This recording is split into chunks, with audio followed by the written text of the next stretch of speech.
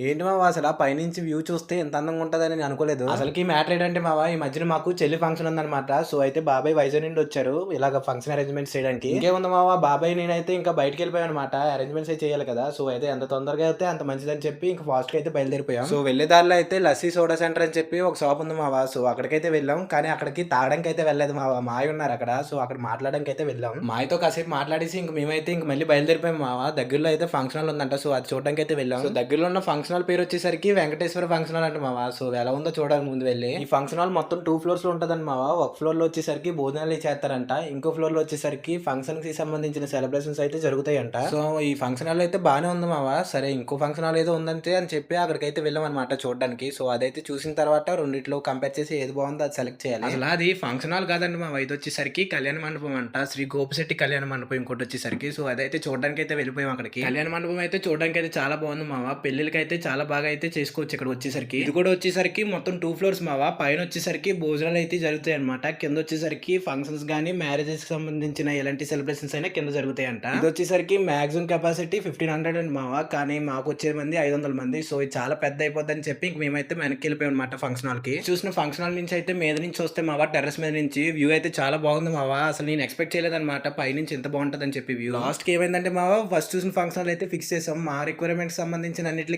అది సాటిస్ఫై చేసింది. సో, అదైతే ఫిక్స్ చేసాం అనమాట. ఈ వీడియోకి అయితే ఇంతే మావా. మళ్ళీ నెక్స్ట్ వీడియోలో అయితే కలుద్దాం. Bye bye.